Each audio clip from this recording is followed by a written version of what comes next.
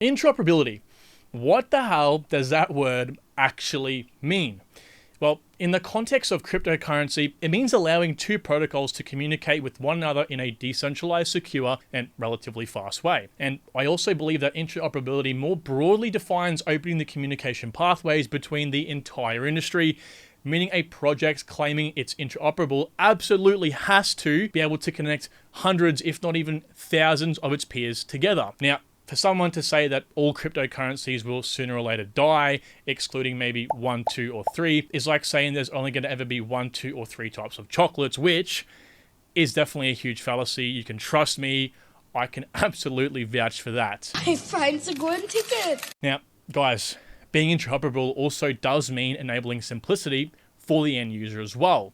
Now, for a project that demonstrates its interoperability via a front to back end process, that is, of course, for users to be able to leverage its service, it's got to be seamless by executing complicated transactions over multiple chains, even calling multiple smart contracts with the press of only a single button.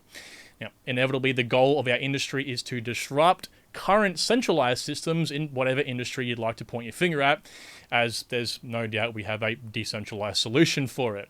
So, kind of what I'm really getting at here is to onboard the mass market, the end user needs to feel as though an interaction is smooth and simple, no matter how complicated the input.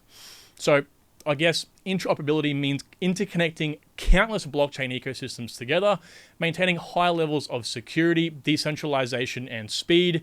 And of course, if end users are involved, it needs to be simplistic. So by now, all of my supporters should know my stance on interoperability. I love it. So boy, do I have an absolute treat today, and no, it is not chocolate. Man, fuck you. Welcome back to a brand new video, everyone. My name is Kyron from No BS Crypto, and if you're new around here, I of course would like to say welcome, and if you are a returning subscriber, thank you for sticking around and continuing to support me. For those who don't know, my channel is designed to give you the most comprehensive overview of cryptocurrency projects, so you're the most informed when making your own investment decisions. Now, on my channel, guys, you're only going to ever see objective reviews with the fundamental analysis to always back everything up. Today's review is on Ren, an interoperability powerhouse looking to disrupt the way blockchains perform cross-chain token transfers. Now, in this video, we're going to touch on the technicals at a very high level so you can understand this project for yourself.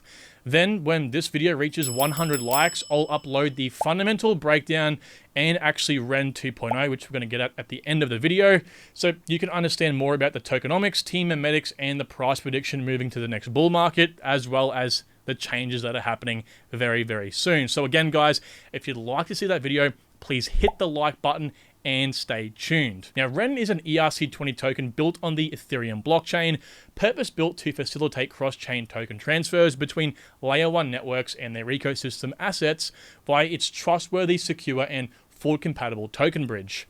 Now, it does so by acting like the virtual web, you could call it, between the connected chains, currently spanning 10 destination networks that you can see on your screen now, in addition to the 6 source chains you can also see now, and the countless ecosystem assets. Basically, guys, it can connect with any blockchain that supports a specific type of private key called the ECDSA, or Elliptic Curve Digital Signature Algorithm, but more on that complicated little bugger very, very soon. So I guess you can kind of think of Ren as a very trustworthy escrow service thanks to the way it handles cross-chain transfers. You see, there are multiple ways in which tokens can be transferred cross-chain. You have the more primitive sort of atomic swaps, the dangerous and, let's face it, complicated for most synthetics, and tokenized representation, which requires centralized levels of trust. Now, as you may have guessed by my sort of weird ways I've said those, Ren actually adopts the latter. Now, since this video isn't one of my all-out technical dives, I'm not going to divulge the pros and the cons of each aspect, so that's all you really need to know for all of those. However, I will mention that tokenized representation was chosen because it's by far the most flexible and forward-compatible option out of those three. Now, we've got to remember that technology in this industry has come a hell of a long way in the last 13 years, with that same curve projected to go even more parabolic over the next few decades, and Ren's team knows this. They understand the importance of forward compatibility, as protocols basically another 13 years from now will basically be nothing like we can currently imagine. Therefore, tokenized representation was the optimal choice for the team as it allows the flexibility of multiple types of transfers, which we're going to discuss in a second. And remember, this was imagined 4 years ago. However, the main and only issue currently plaguing tokenized representation and cross-chain bridges is that it relies on a centralized third party, like a trusted custodian, for example, similar to an escrow. Now, USDC works in this exact same way, for example. In order to mint USDC tokens, you can send real USD to Circle, which is the centralized custodian who will then mint you the tokens. Now, that custodian in this case is obviously Ren, but to understand how Ren actually conquers this centralization flaw, we need to take a step back and actually understand how the transfer system works. Now, the general idea is Ren essentially locks up your tokens on one chain, which let's just say is 1 BTC on the Bitcoin network, and executes a cross-chain transfer by minting a one-to-one back version on your chosen destination chain. In this case, let's just say it's 1 Ren BTC on Ethereum. Now, if you decide to send that 1 Ren BTC all the way back to Bitcoin to unlock that underlying asset, you'd send your Ren BTC back to Ren, which would then burn that, unlocking the real BTC on the Bitcoin network. Now, if you're a keen listener or understanding how these cross-chain transfers operate, you'd notice that technically these are 2 different types of transactions that actually took place. You see, there's a difference between locking an underlying asset like BTC in a contract and minting a synthetic version on Ethereum called a lock and mint. Then there is to burn the same synthetic on Ethereum and releasing it on the native network called a burn and release. Now, these are 2 of the 3 types of transfers that Ren is capable of handling thanks to tokenized representation. Now, the third is known as a burner mint, whereby a user is able to send already wrapped assets like Ren BTC on Ethereum to another network that isn't the native chain, such as Polkadot, for example. Now, the reason anyone would want to do this is to obviously leverage an asset like Bitcoin on a rich application environment like Ethereum or Polkadot. Now, what is really super interesting is that Ren can attach application data to a transaction to call a smart contract on the destination chain, creating some really awesome use cases and flexibility for the end user. It's ultimately requiring less fiddling around. Now, a single transaction could look something like a lock and mint with a collateralized loan tagged on top. So in this case, if you're bearing with me, locking 1 BTC on Bitcoin, minting 1 Ren BTC on Ethereum, which would then systematically call the maker contract to collateralize that 1 Ren BTC into the appropriate quantity of DAI. So you get DAI tokens. Now, here's a bit more of a thought-provoking one for you. Turning 1 ETH on Ethereum into 119 Sol on Solana by firstly locking the ETH on Ethereum, minting 1 Ren ETH on Solana, then calling the liquidity pool on Solana to automatically convert the Ren ETH into actual Sol tokens. Hopefully you guys understand where I'm going with that. Now, honestly, I could probably spend the remainder of the video explaining how Ren actually performs these transactions, so I'm not going to mention it, but hopefully everyone can respect Ren's simplicity here. However, we can't really skip the reason any of this is possible, and it's the motor that powers these interactions, which for Ren is the RenVM. Now, I really do like what Ren has done underneath the hood, so if you do want to see a deep dive on the technicals, I can create a full breakdown only if my pinned comment receives 100 likes, but spoiler alert, that has to be on Ren 2.0, not the current version of Ren. So until that pinned comment receives 100 likes and until Ren 2.0 is out, will that video be made? So at the highest level, guys, Ren is broken into a variable quantity of shards, which allow for insane levels of security that makes it one of the safest cross-chain bridges there currently is. Now, each shard consists of a type of node called a dark node, named so because they're essentially in the dark about what the hell they even do. Let me explain. Each dark node is required to bond 100,000 Ren tokens in order to participate in the network, and if they do, they're actually randomly assigned into a shard which contains a minimum of 100 dark nodes each. Ren then uses these bonded tokens to ensure the dark nodes behave correctly, as their slash if the node misbehaves or is partly responsible for the loss of assets. But we're going to touch more on dark nodes in just a second. But moving back into the framework now, all but 100 of the dark nodes are equally segregated into what are called gateway shards, simply named so because each of the shards control a gateway. Now, to cut a long story short, a gateway is pretty much just a secret contract on the RenVM, acting as a token bridge between a supported chain and the RenVM.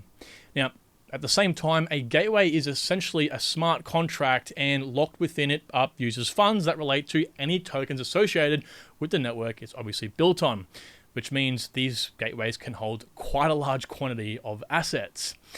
And remember those ECDSA private keys I mentioned at the start of the video? Well, seeing as Ren operates as a decentralized custodian, the dark nodes in a shard are actually given this fancy private key to facilitate the token transfers for the end user on the given gateway. Now, it pretty much just works similarly to how you sign transfers from your wallet with your private key. But obviously, as you can imagine, this could be quite dangerous, as giving a private key that holds millions of dollars of assets to a group of random nodes probably isn't the smartest thing to do.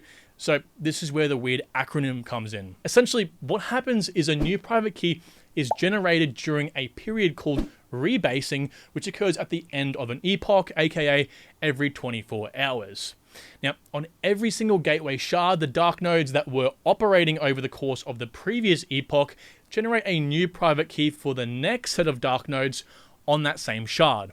Now, as that private key is generated, it's simultaneously hit with 3 protocols that 95% of the people watching this video aren't going to care about. But anyway, they're called SMPC, SSS, and RZL. Long story short, basically, guys, they ensure that the private key is cryptographically protected into randomized so-called shares and then evenly distributed to all the dark nodes on that shard.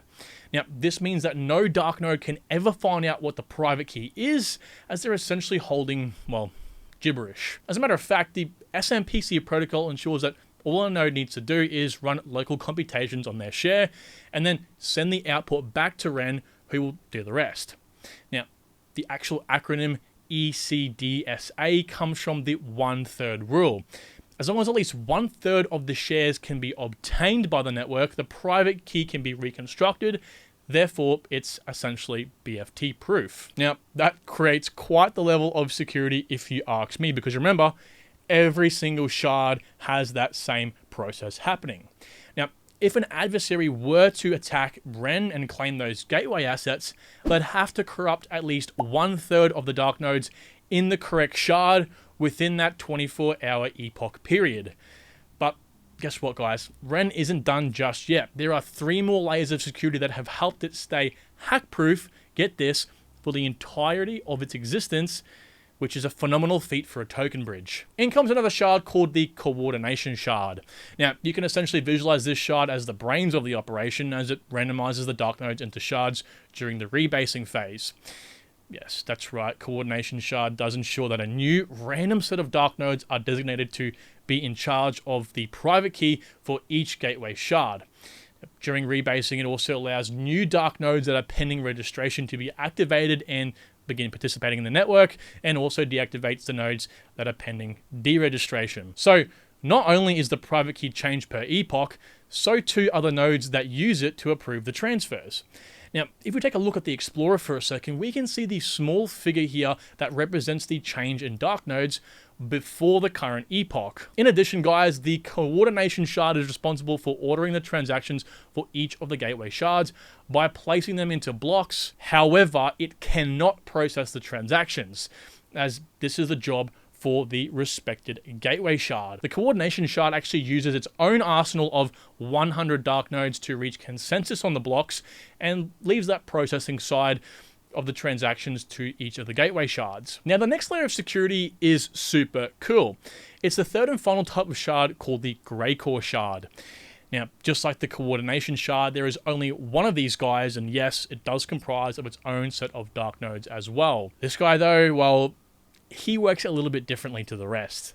You see, the dark nodes in the gray core shard aren't randomized every epoch. Rather, they're actually individually chosen through community governance proposals. Now, they're chosen based on their overall stake in the network, how long they've participated in the network, and how invested in the longevity of the protocol they are. Now, the gray node shard is super important because it actually controls another secret key that is required to sign each transaction on the network for all gateway shards. It does this without impacting liveliness, meaning it doesn't slow down the network by presenting a more appealing attack vector for adversaries or taking too much time to sign each transaction, and it does add an additional layer of security. Now, if you want to know why, this is because Ren can systematically remove dark nodes in the grey node shard if they go offline, and even still continue to sign transfers with 2/3 of the nodes inactive.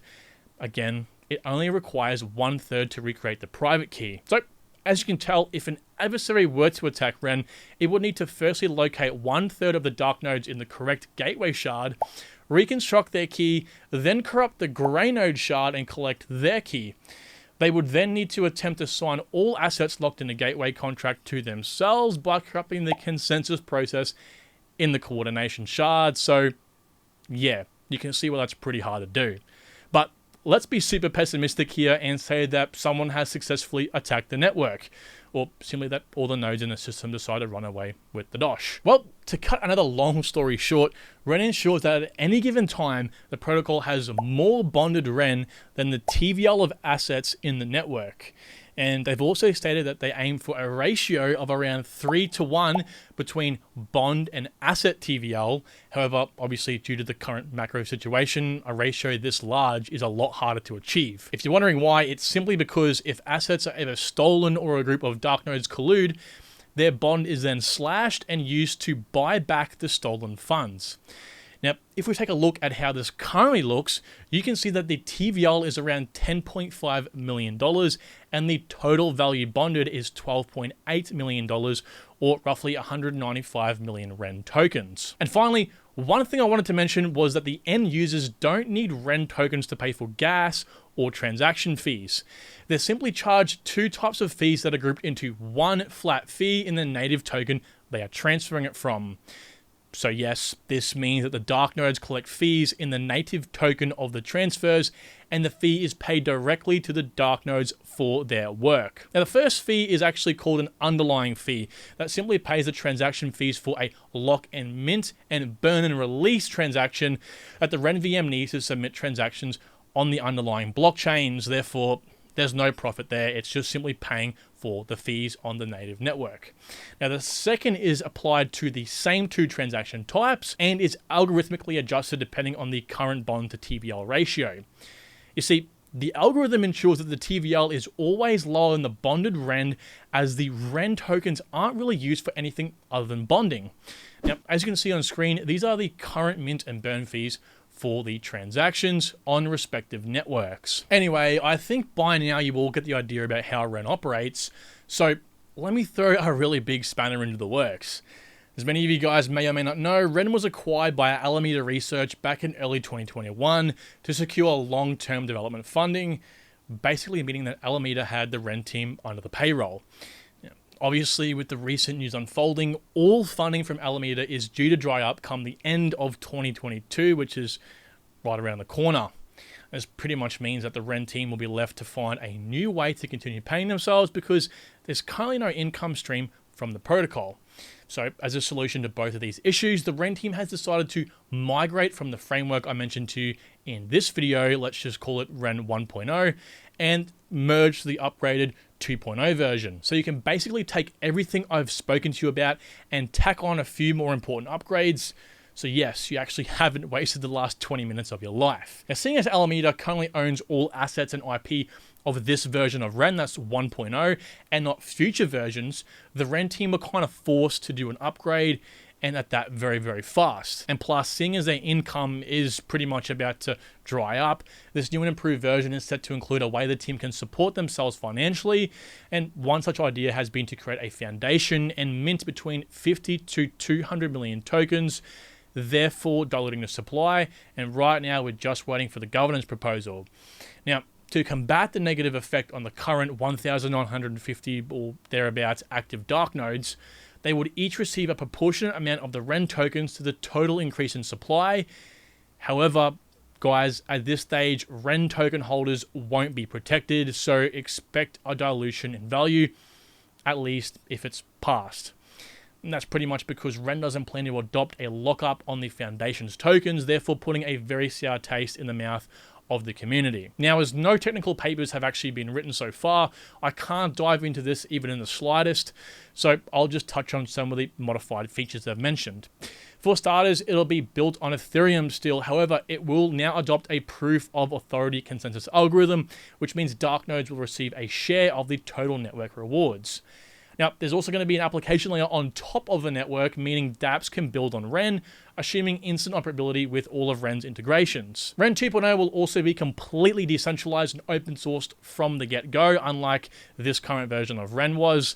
Something I deem was done to ensure the community remained optimistic and, of course, interested. They're also upgrading the private key signing scheme as well, moving to an implementation called Frost, which will allow transactions to be processed faster, allowing more networks to be integrated, as well as an even higher share reconstruction threshold.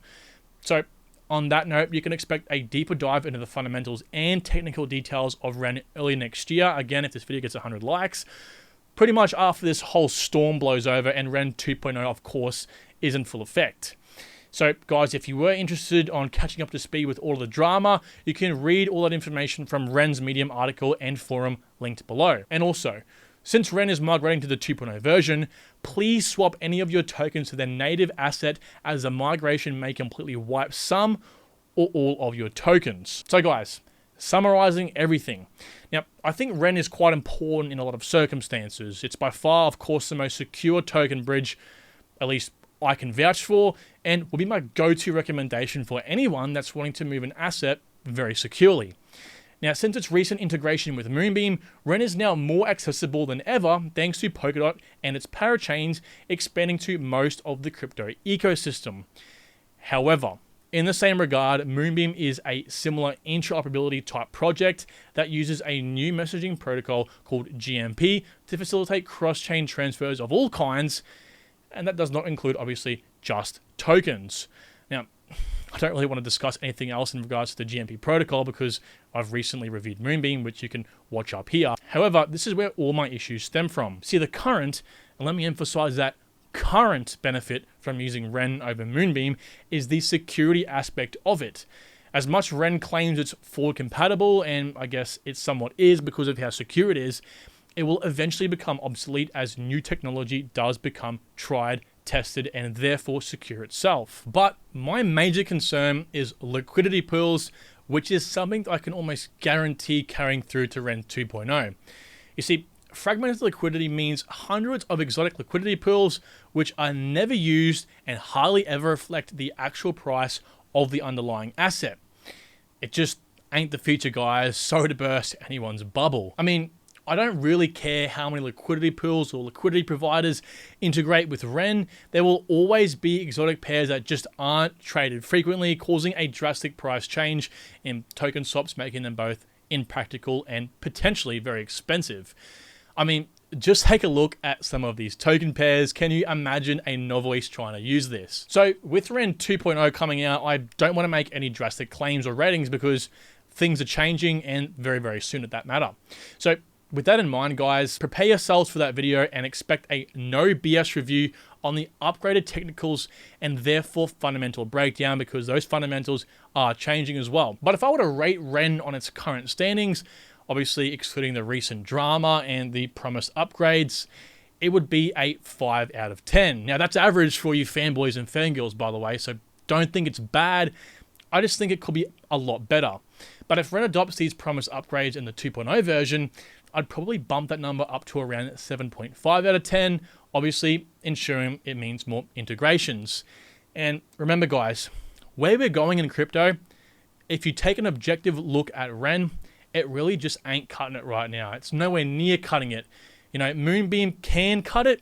I do think a project like Quant Network is a lot better, but Quant's sort of tailored towards different type of the industry than what Moonbeam and Ren are, mainly focusing on token transfers and calling different smart contracts on different networks. So guys, with that being said, I hope you all understand where I'm coming from with this review. I do like Ren. I think what it's going through right now is going to be a bit of a struggle, but we'll see how it plays out over the next few weeks. And again, stay tuned for that review. Thanks a lot for watching, guys. Please like the video, subscribe, and I will see you all very, very soon. But hey, I just want to stop you really quickly and thank you so much for watching this video. If you'd like to see the fundamental breakdown of this project, please click the link over there. And if you want to see a whole new review altogether, click the link down there. If not, make sure you subscribe for future videos and interviews. And until then, guys, thank you. See you soon.